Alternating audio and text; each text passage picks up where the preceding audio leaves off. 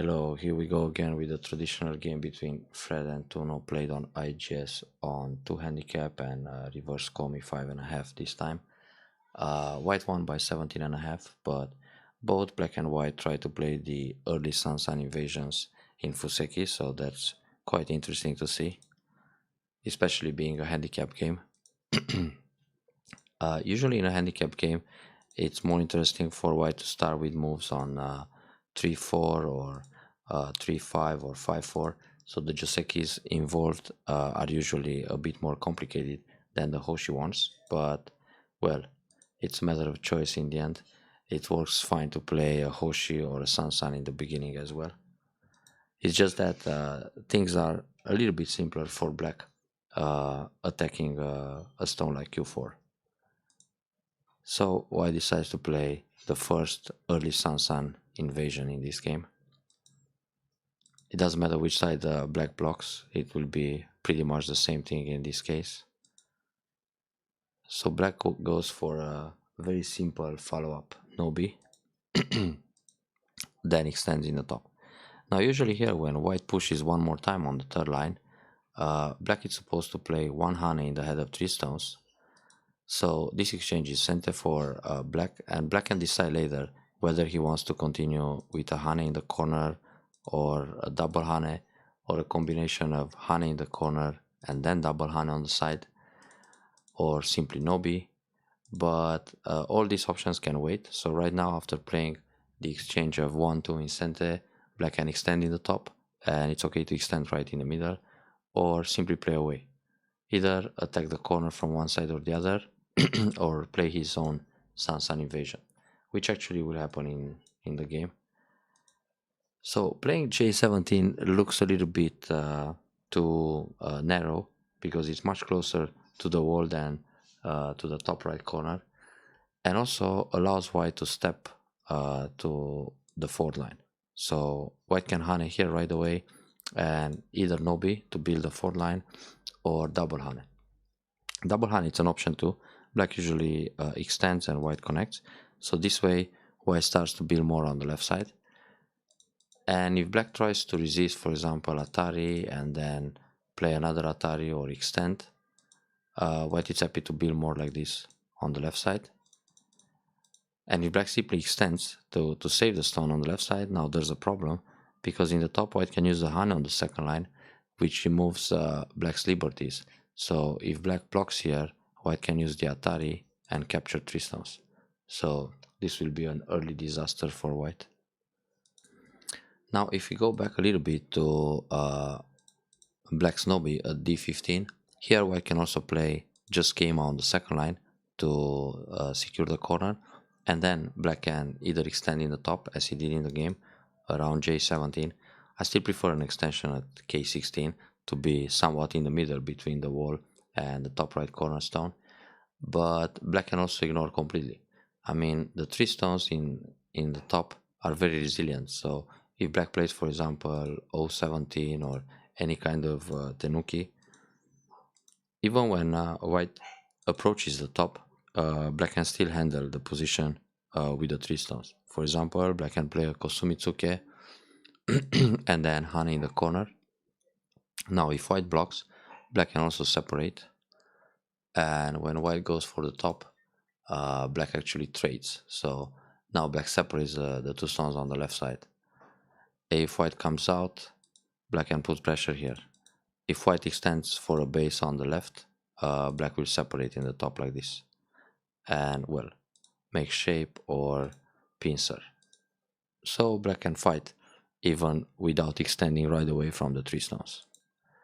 So both black and white have these kind of options when playing the early Sansan invasion, but in the actual game, black just decided to extend in the top. So white plays another early Sansan invasion, which makes sense, but it's good to remember the Hane in the head of 3 stones.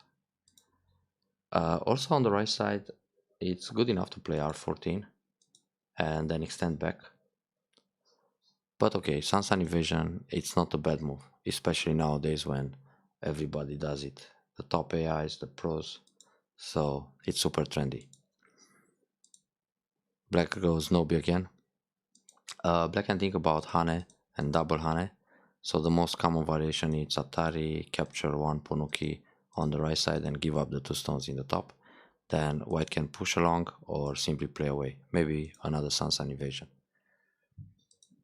Another option for black is to play Keima right away, R14. Now when white pushes, it just reverts to the same kind of follow-up like when playing Nobi, then Han and block.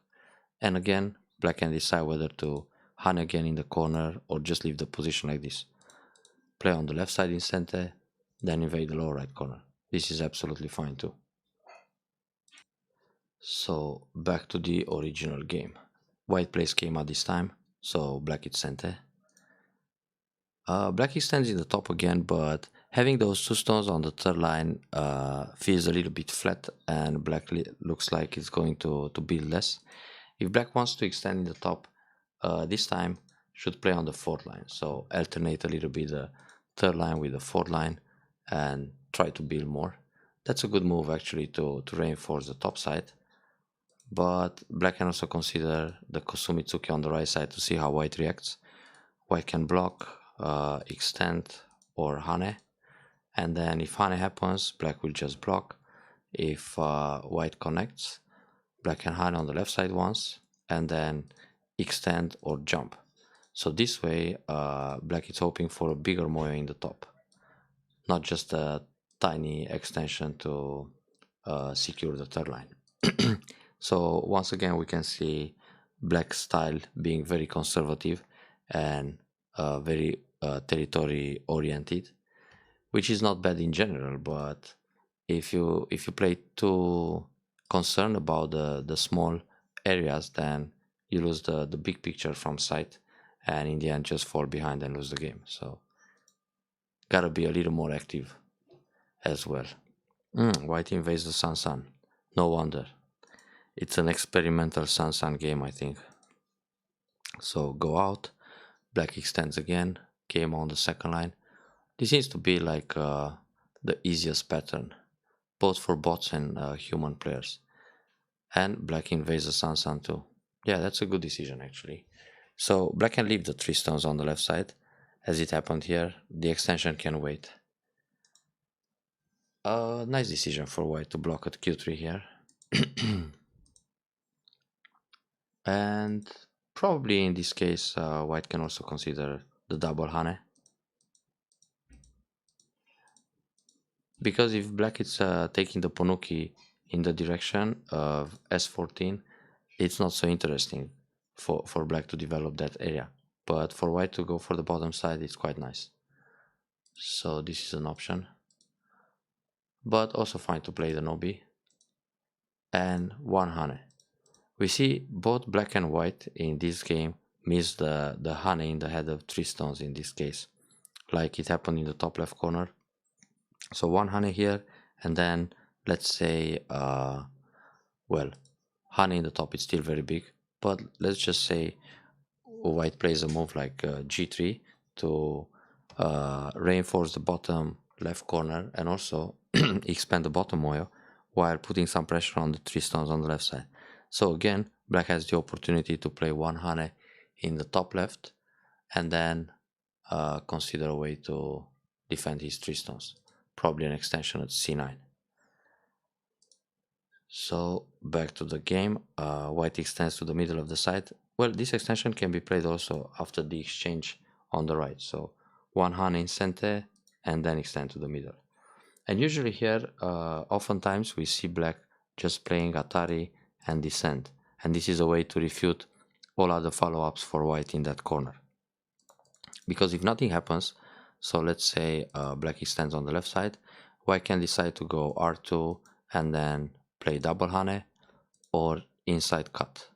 Now when the inside cut is played, black has 2 options. One is to capture the stone, then accept another Atari from the outside, and here either capture and keep center, or play a cut to create some agi in the center. Then instead of capturing the stone on the side, black can capture the other stone to create agi on the bottom too. Now here white can defend strong with a tiger mouth or a 1 space jump, and there is still agi in the center because black can move out from Q6 to P6 and then hope to attack the R7 group later on. So that's an option with the inside cut, but black can also capture at Q2, then accept the squeeze play, in which case white will get strong on the right side, but black will damage the bottom area. So now black enters on the bottom to damage the moyo, but white gets the moyo on the right side, because now the bottom disappeared. All these variations are possible, but it's important for white to play the Hane first. Yeah, so here Hane block and then decide later whether Hane, inside cut or double Hane. If double Hane happens, now black will play Atari Q2 first and then cut and capture the stone on the right side. This is one of the basic patterns with the double Hane. If black goes for the cut and capture right away on the right, white is very happy to catch the stones in the corner. So this way black is actually punished. Alright, back to the original game. So white extends k3 and black extends on the left side. Black can still play the Hane in the top corner and then Hane q6 and get ahead on the right side. And this way black starts building a lot on the right, but later on it's also easier to reduce the bottom moyo. Now playing a move like c9, it's probably Tuno style. First of all, it helps the 3 stones, so it's not bad for the left side. White extends c12, but it's not really the biggest move on the board right now. I mean, if white plays on the right side and then just extends like k6 to expand the box, even if black goes again on the left side at c12, he's not going to expand the left area so much. So overall, this should be okay for white to accept the extension at c12. But well, it's a nice looking point, I guess. Even though the right side is more open and more interesting to fight for, because the left side, when you count the intersections between black stone and white stone, we have only 1, 2, 3, 4, 5 lines.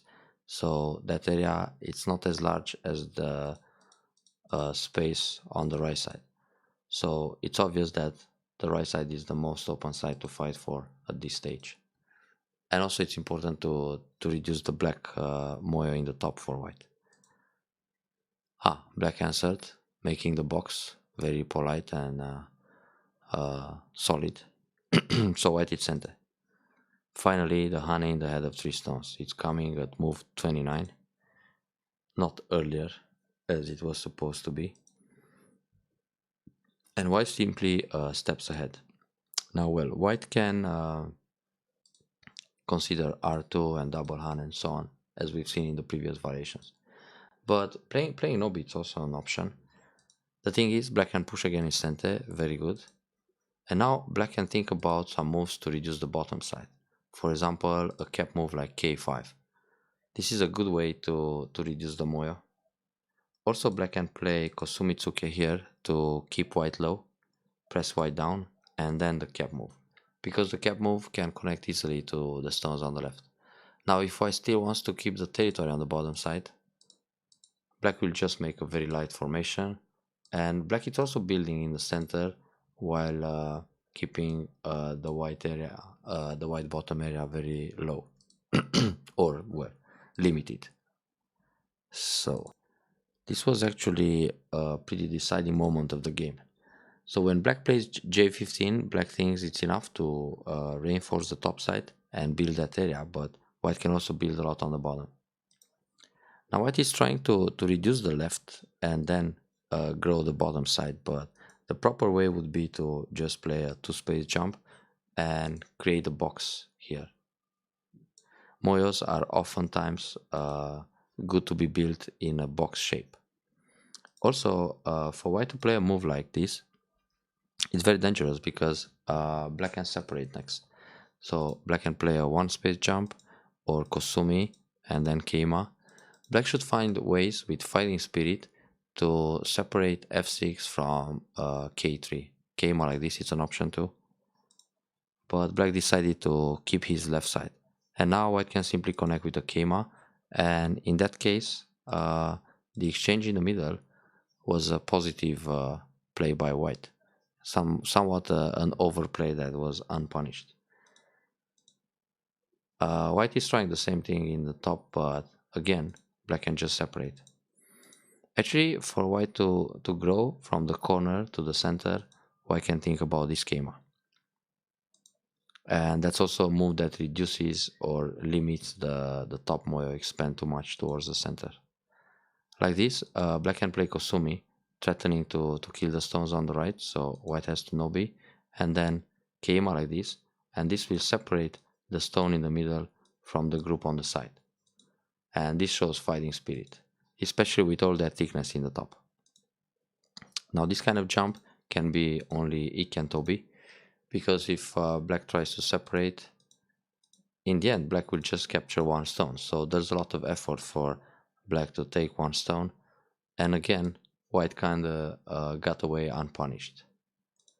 So this is actually the place where white managed to build a lot in the center and the bottom area, and without losing much. Here black should get ahead, so at least capture 014 on a larger scale. It's natural to simply push between your opponent's stones like that. If white cuts here, it's not a problem. Black can still play the Kosumitsuke or Hane to separate and go down. Kosumitsuke I would play one time, and then the diagonal move in the center to get inside white's moyo. And again, some cap to reduce the bottom side. This was too kind, just connect. White can push first and then jump. Now playing the jump right away, black can use the wedge. This will create two cutting points, so white usually Atari like this, connect and connect on the outside. And this way 014 dies naturally inside the top, and black created some agi, so black can play a Hane here, a double Hane, then extend, leave the position like this, and try to reduce the bottom, which is quite urgent. Otherwise, it's too good for white to play a move like k6. So Hane here and go down. Actually, for black, it's not so interesting to play moves around q12, r12, because white already has a stone at s14, so in the end, black is not going to build much. This is too small also. Black can still play the wedge. And this way, if black just plays another move in the top, black doesn't need to play a move inside at 015. 014 will die, and 015 is black's territory. So black can enclose this area in a very effective way. So playing Atari here is just more submissive. And now white is trying to enclose the bottom. Actually, on the bottom side, I still prefer a jump like this, or a move that connects f6 in a way. Playing this kind of jump leaves a gap here, so white can jump between the stones. But maybe in this case, white will just sacrifice one guy and keep the biggest part of the moyo. So like this, white encloses everything here. And that's probably enough to win the game. So one space jump, finally black is trying to separate. Yeah, and black can give up one stone just to keep everything connected. This can be dangerous, a little bit deep. Yeah, nice move for white to surround the invasion. Black has to find a better way to come inside, and in a way to be connected to, or to be able to connect to his stones on the outside. For example, a shoulder hit like this. Now if white pushes, black can jump, and it's difficult for white to catch the keystones. And if white attacks blocks like this with a cap move, black will just push down and separate to gain something in the middle left area. Also, if white tries a cap from the center, black can easily come out and try to connect to his stones on the left at e9. So here, black played a bit too risky, too deep inside the moyo. Nice for white to go for a large scale kill like this. Yeah, the peep doesn't threaten much because white is strong, so white can play with fighting spirit, for example this kind of cap. And when black cuts, white can protect the bottom, and black is still floating into the center without ice. I guess this move is kind of similar idea. So peep, but that seems like a minus.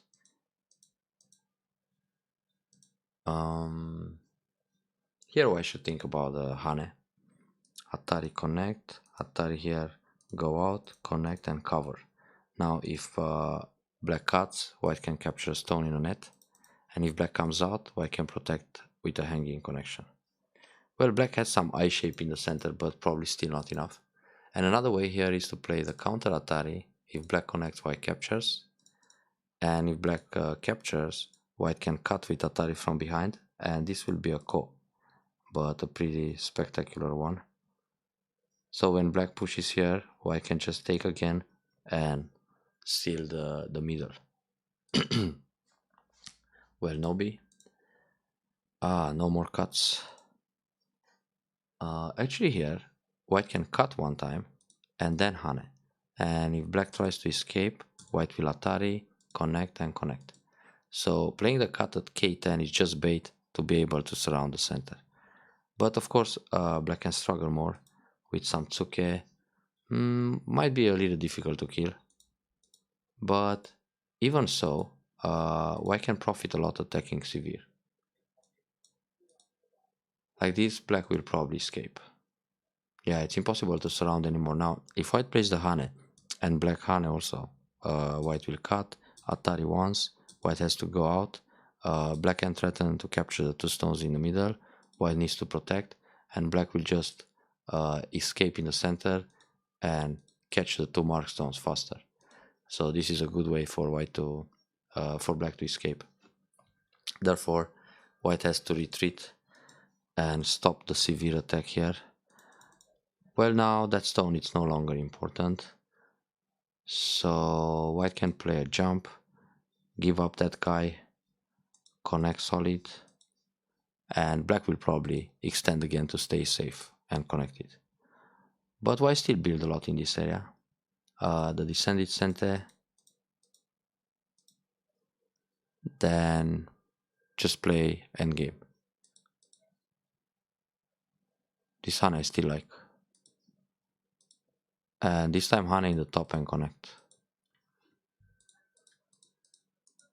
So if something like this happens, black has the top area, the biggest territory, not so much on the left, not so much on the right. Actually the left is something like 15 points, the right is about 10, and the top is maybe 25 to 30 points on a quick glance. But white got this bottom area, which is super big. 1, 2, 3, 4, 5, 6, 7, 1, 2, 3, 4, 5. Okay, 35, 40, over 40 points, plus 10 here, 50, plus more than 10 on the left, 15, that's 65, another 10 in the top right. So white's got like 75 points, 30, 55. Yeah, it looks like white is roughly 20 points ahead. So it's a comfortable game for white from here on. If nothing dies and everything stays safe. Good shape to protect the middle. Here, white can pull back and connect the three stones. If black cuts, white will Atari, push along, connect under. When black plays here, push again, or push one more. This way, oh, another way is to play the peep, and when black Atari, save the three stones. And then if black cuts, white can connect. And if black tries to push, white connects. White is fine actually. Like this, black can capture three stones, which he did. So black managed to escape, but without much damage. Big catch in the center. So actually here, black can only play something like Nobi, because this Atari is also center for white. Yeah, playing here, black can connect, then white saves, black will push one time, white connects, black connects. And that's pretty much it. Not so much damage in the end. So white got a lot of territory, capturing the two stones in the middle on a large scale. Taking that stone, it's actually small like that. Black should play Kosumi, so if white pushes, Hane, push, capture.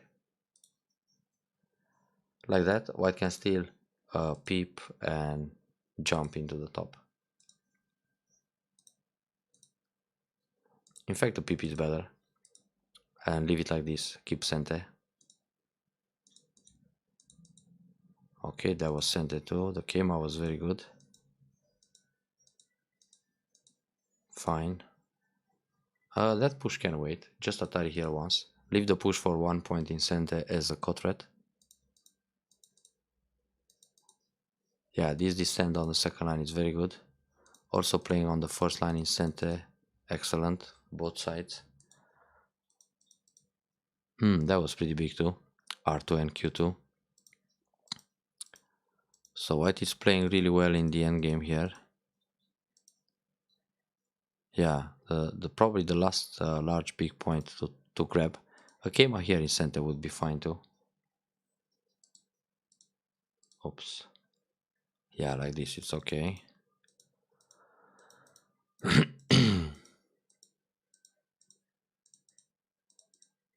So there was no way for black to come back. Here white can play Atari and connect and then accept one push in center by black. Now it's better to play the hanging connection, so when black pushes, just block. If black jumps, this doesn't work because of the push and Atari from behind, Atari again, and capture. Most of the time it's good to connect solid because you don't leave any cotrets, but sometimes it's okay to consider a move like a hanging connection, especially that it blocks on the other side too. So here, for example, black can jump and cover and damage more points.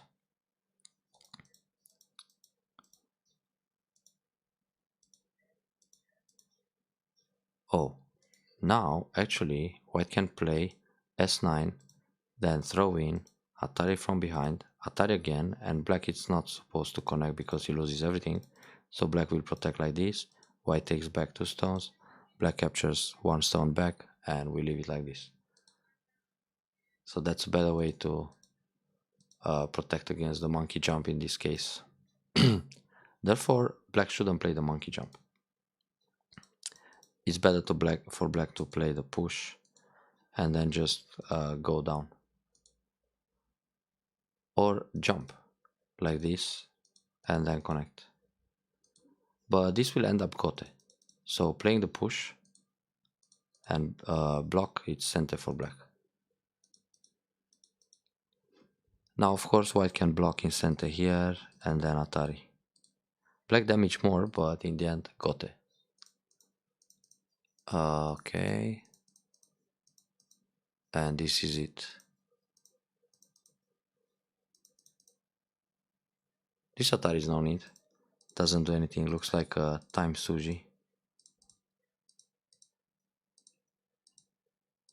1 more point. So instead of taking the neutral point, black can play here to save 1 point. But it didn't matter much anymore. So I hope you enjoyed the review and play a more spectacular game next time.